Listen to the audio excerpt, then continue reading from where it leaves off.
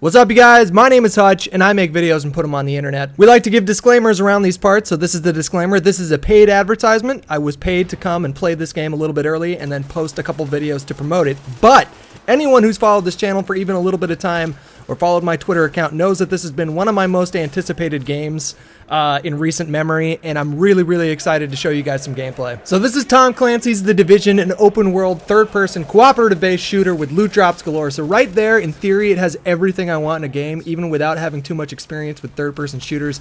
The fact that it's a Tom Clancy game with a progressive leveling system and loot had me excited as soon as I heard it was first announced. If you guys enjoyed the gameplay that you see in this video today, then there's going to be a link in the description of this video to sign up for the beta that's coming later this month. So be on the lookout for that and definitely sign up if you're curious about the game. I also want to mention real quick that this is not the full build of the game just yet. It's very close, I'm guessing, but this is not the full build, and I do need to say that in reference to this gameplay. But moving on, I don't know how you guys are with video games, but the way that I approach video games has drastically changed over the years. It used to be like way back in the day that I could buy a game, and if I got 8 hours of gameplay out of a campaign or something like that, this is before online gaming was even a thing, I was happy. That's not how I view games now. I'm looking for a lot more when I buy a video game.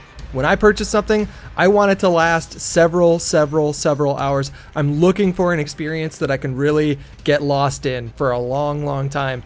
And I gotta tell you, just preliminarily speaking, I don't know if that's a word, but hey, let's use it. This game really has all the ingredients for me so far to create a very elongated experience, something that's not going to be something that I play for 8 hours and then put down and forget about it. Admittedly, I'm a simpleton. If you put loot in almost any game, that's going to be enough to grab me for at least a few hours. I could say you could have like a walking simulator, and as long as there was something that I could pick up off the ground, you've got me for at least a few hours. This game, luckily, is not just a walking simulator. It's actually a really fun shooter. If the shooting portion of the game wasn't fun, if the action portion of the game wasn't fun, if the cover didn't work all that well, if looking at a situation with the two buddies that you're playing with and deciding between all three of you who was going to do what and who was going to use this special ability and that special, if those things weren't fun, then none of this would mean anything. But thankfully, the shooting part of this game is a lot of fun.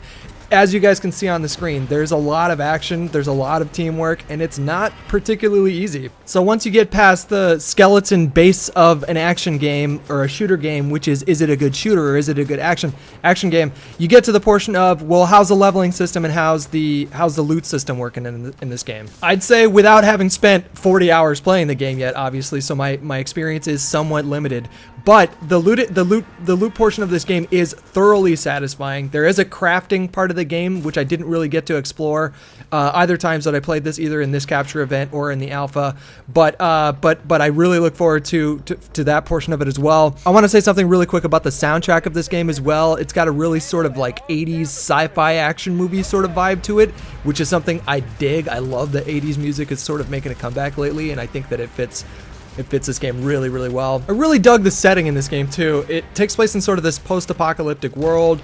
There's a virus that's been making people act kind of funny. You don't really know the full story yet, but it is kind of, when you think about it, just sort of like a depressing vibe. But then when you look at the colors in the game, it's a really super colorful, pretty, beautiful game. So even though you're in this setting that's supposed to be kind of a downer, you still have a lot to look at and you still have a lot to admire. Overall, I played this game between the alpha and the capture event, I'd say between 10 and 20 hours, probably close to 15 hours. And I had a lot of fun, but throughout my entire time playing the alpha, I never really got to play above a certain level. So what they did was they let us level all the way up to, I think, level 28 or 29, and then they showed us how the game gets when you've really progressed later on, and it changed it fundamentally. And I can't show you any of that footage yet, but you should see a video coming out shortly after this one that will feature some of that gameplay, and it was really a lot of fun. So I can't show you guys everything that I recorded, so I got to keep some things to myself, but leave a comment, let me know, are you guys hyped for this game in the chat? I know I am.